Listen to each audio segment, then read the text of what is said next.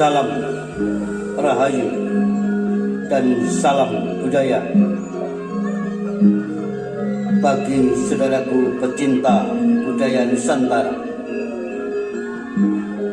Mari kita simak dan nikmati kembali lanjutan kisah legenda Penangsang dalam Kidung Tahta Asmara karya Nasirun Purwokarto yang telah memasuki episode ke-30 dengan judul Siapkan Serangan.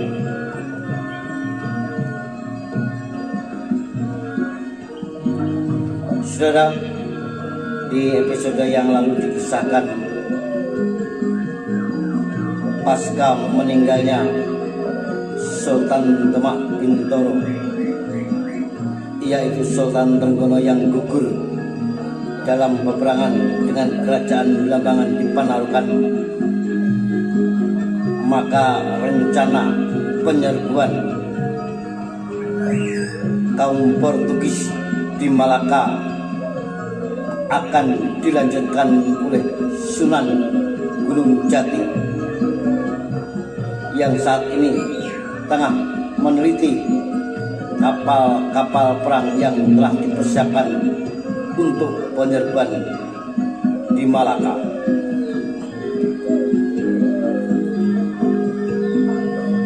Pandit Koja melanjutkan pekerjaannya, memimpin para pekerja menaikkan meriam ke haluan dan lambung kapal. Sementara Sunan Gunung Jati mengajak anak angkatnya yang bernama Haryo Panuntas pulang ke Kadipaten. Keduanya kemudian menderak kudanya menuju dalam Mantingan, tempat Sunan Gunung Jati menetap selama di Jepara. Sudah hampir setahun Ayahanda berada di Demak. Haryo Panuntas mengawali pembicaraan. Apa tidak ada rencana untuk menengok ke Cirebon, Ayah? Sunan Gunung Jati menarik napasnya. Tak terasa ternyata hampir setahun ia meninggalkan Cirebon. Bermula ketika surat undangan dari Kesultanan Demak datang kepadanya. Sebuah undangan berisi mandat dari Sultan Trenggono untuk memimpin penyerangan terhadap Belambangan. Sebuah pasukan besar yang telah menanti untuk dipimpinnya sebanyak 80.000 prajurit terlatih. Ribuan prajurit yang kemudian diberangkatkan dari pantai Jepara menuju ke arah timur. Sebuah iring-iringan 2.700 kapal yang terdiri atas 1.000 buah kapal dan 1.700 kapal dayung. Maka ia segera meninggalkan Cirebon. Berikut 7.000 prajurit yang menyertainya. Para prajurit yang kemudian bergabung dengan prajurit dari Demak, Jepara, dan santri-santri pesantren Giri. Dia pun lalu diangkat menjadi Senopati Ageng Demak Bintoro, memimpin penyerangan terhadap Penarukan dan Pasuruan. 3 bulan lebih penaklukan itu dilakukan terhadap 2 bandar besar di timur tanah Jawa tersebut. Tepat pada hitungan bulan kelima, pasukan pun diberangkatkan menuju Blambangan. Hingga kemudian tragedi itu menjadi kejadian menyedihkan yang sulit untuk dilupakan. Peristiwa terbunuhnya Sultan Trenggono.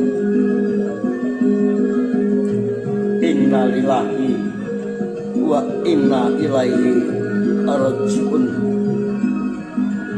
Bisiknya Sunan Gunung Jati mengenang almarhum Sultan Trenggono. Dan wafatnya Sultan Demak itu telah berlalu 4 bulan silam. Maka telah hampir 11 bulan meninggalkan pesantren Cirebon. Pesantren yang didirikan Sunan Gunung Jati, yang sesungguhnya tengah ia persiapan menjadi pusat penyebaran juru dakwah Islam di Trah-Trah Pasundan.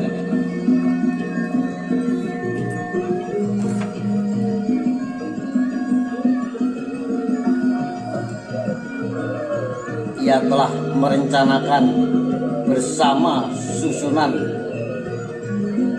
Jati dan Hasanuddin sebuah kesatuan dari Panotogomo dan Panotoprojo, bahwa Banten telah dipersiapkan menjadi pusat kekuasaan sebagai kekuatan untuk menyebarkan Islam di tlatah Pasundan. Karena bagaimanapun kekuatan penjajaran masih merupakan ancaman, meskipun kerjasamanya dengan Portugis telah mereka hancurkan.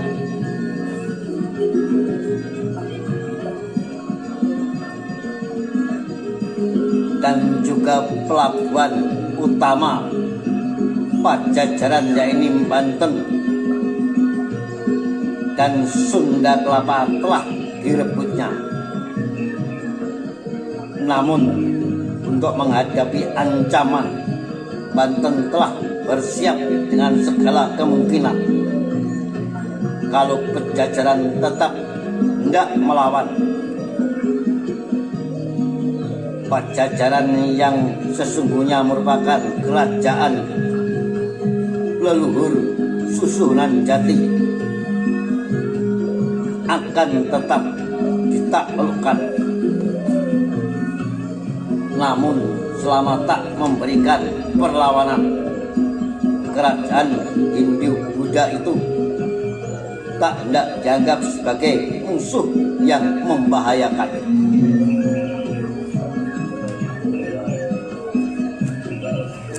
Sementara Cirebon tengah dimantapkan menjadi pasar pembelajaran dan penyebaran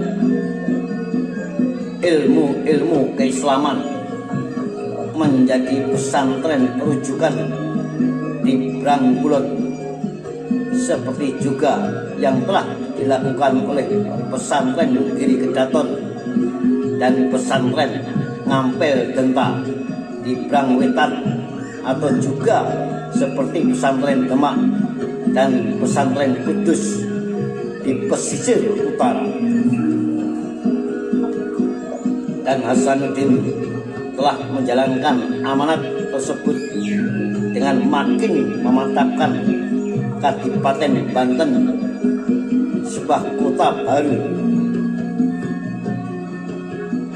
di Sowan yang berada di Teluk Banten.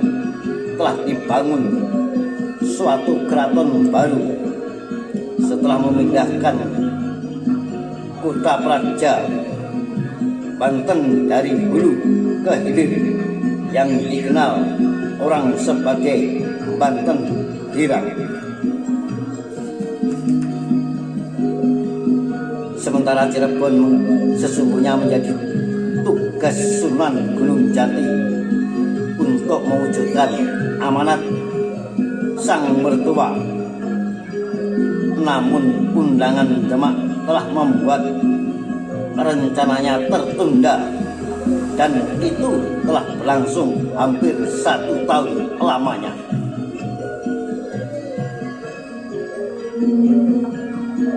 Jadi ayahanda belum ada rencana untuk pulang di Cirebon. Lanjut Aryo Pantas. Padahal saya dengar Kanjeng Ibu Ratu Mas Nyowo dan Ibunda telah pulang ke Gunung Jati, Romo. Benar, jawab Sunan Gunung Jati.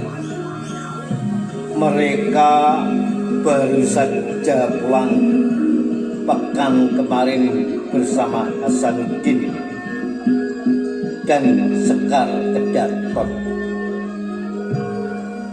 Sebenarnya kamu juga diminta untuk pulang menggantikan ayahanda membantu Romo Susunan Jati.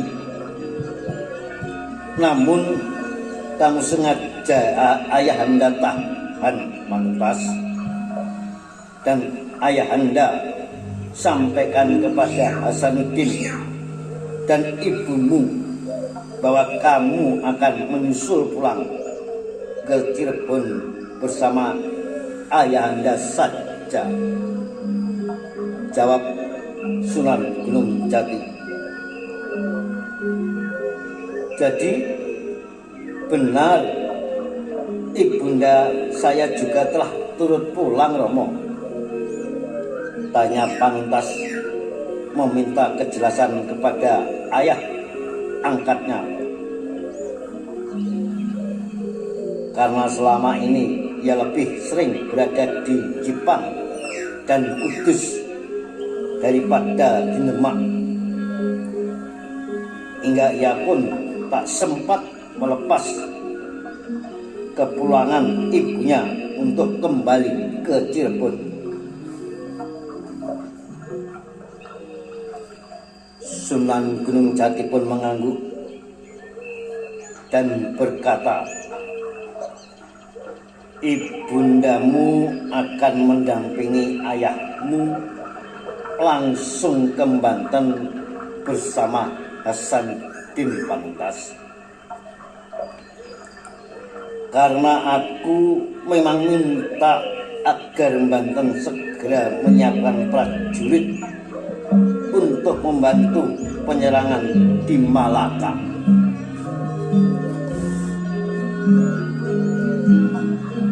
Kemudian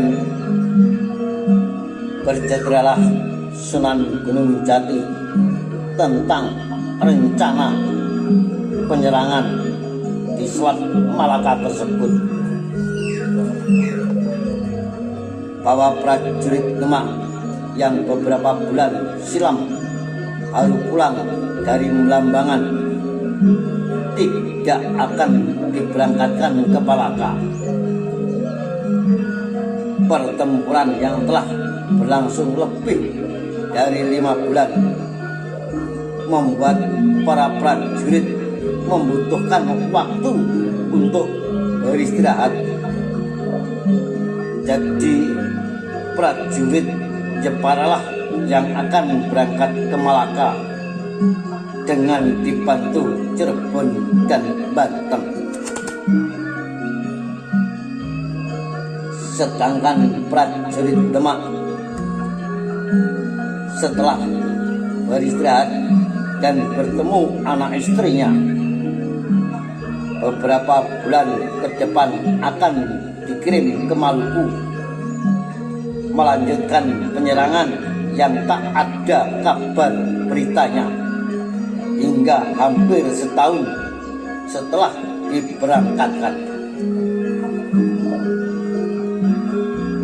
Dan untuk memperkuat, Sunan Gunung Jati telah bersepakat dengan Sunan Giri bahwa prajurit santri Girilah yang akan membantunya.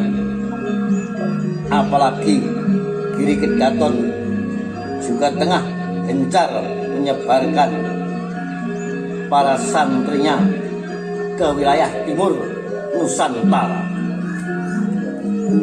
Jadi untuk arah angin laut ke timur mereka telah lebih lihai memanfaatkannya.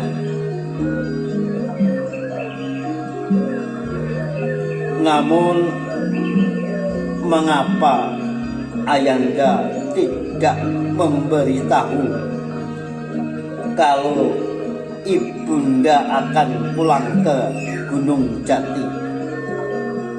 Paling tidak saya bisa melepas kepulangannya, ucap Haryo Pantas sedikit menahan kesedihan. Waktunya sangat mendesak, Pantas, jawab Sunan Gunung Jati,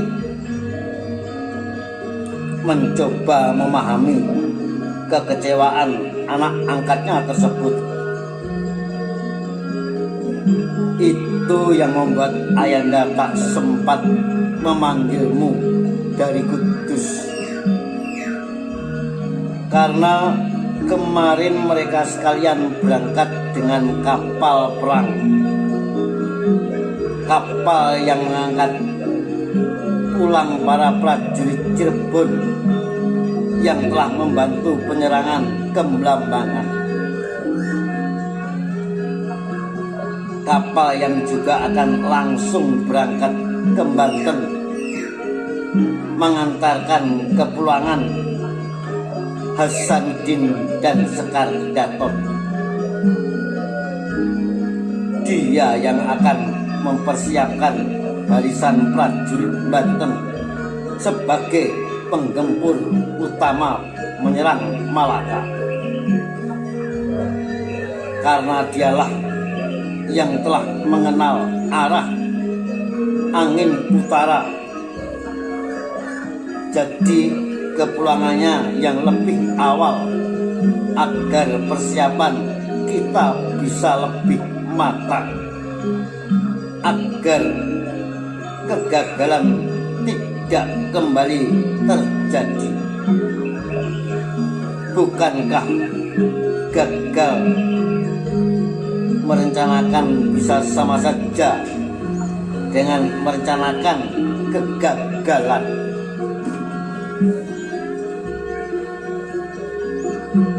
Haryo Pantas mencoba memahami penjelasan ayahnya, meskipun tampak masih ada kesedihan di raut wajahnya.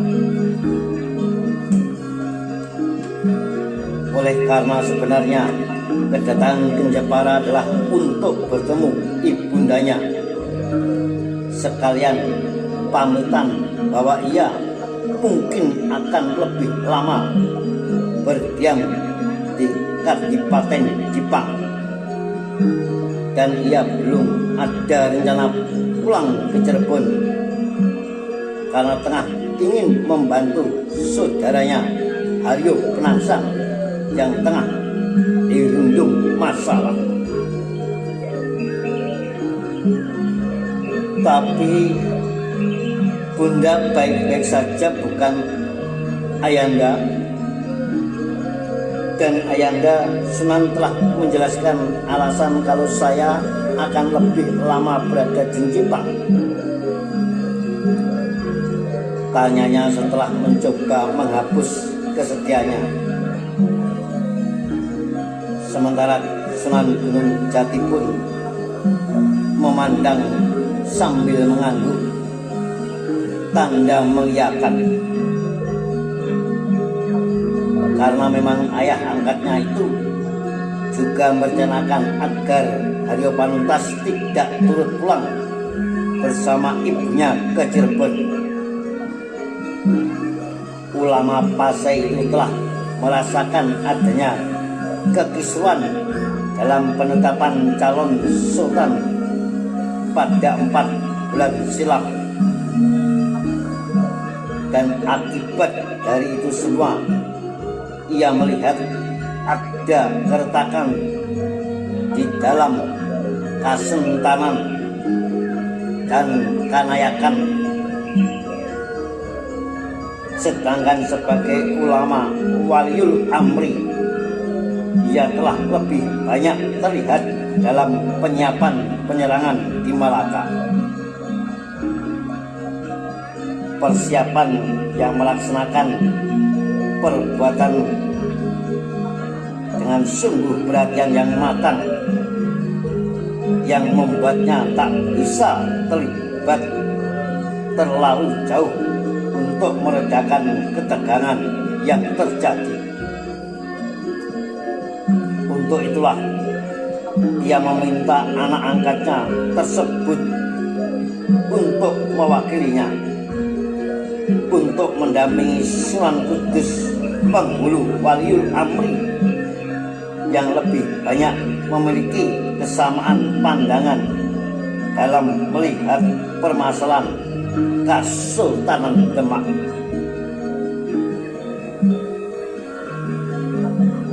Yakinlah ibumu akan baik-baik saja, Panuntas. Kita semua tengah berjihad di jalan kita masing-masing.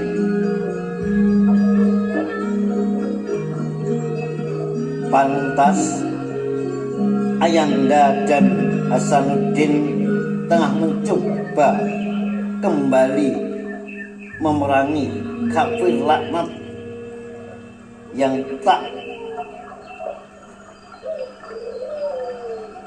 mengerti hendaknya memadamkan nyala kebenaran. Sementara kamu dan Romo Kudus juga tengah berjihad menegakkan kembali kekhalifahan yang tengah dirundung masalah. Sunan Gunung Jati menepuk pundak Haryo Panuntas sambil mengulaskan senyumnya. Lelaki muda itu pun mencoba membalasnya dengan senyuman yang tertahan. Lamat dari langit barat sekumpulan burung camar beriringan menuju selatan, menuju pelabuhan tempat burung-burung itu sangat gemar menyambarkan ikan di pantai. Kedua lelaki itu pun kemudian berjalan masuk ke dalam mantingan, bersiap menyambut maghrib yang sebenarnya lagi datang. Mereka berdua hendak mandi untuk menyegarkan badan setelah kelelahan sepanjang siang. Panuntas telah lelah melakukan perjalanan panjang dari Jipang ke Jepara, sementara Sunan Gunung Jati lelah setelah mengawasi pemasangan meriam bersama Pandey Koja. Keduanya sama-sama merasakan hari yang membahagiakan, meski pernah dengan penuh kepenatan. Dan malam itu mereka akan mengobatinya dengan beristirahat yang cukup di dalam mantingan untuk menyiapkan tenaga kembali menjemput perjuangan esok hari yang masih panjang perjuangan menyibak kabut persoalan yang makin rumit, membelit dan menyelimuti Kesultanan. Dan mereka berdua telah bersepakat untuk turut terlibat di dalamnya, bersama-sama menyelesaikan persoalan Kesultanan karena tak adanya seorang sultan setelah wafatnya Sultan Trenggono. Dengan perjuangan mengembalikan kewibawaan Demak Bintoro di masa depan, Kesultanan bisa menjadi cerah kembali. Setelah langit di atas dalam mantingan yang terlihat memerah ketika semburat senja mulai pecah. Nah, itulah saudara kisah lanjutan legenda penangsang dalam Kidung Tahta Asmara. Salam rayu, salam budaya, sampai jumpa.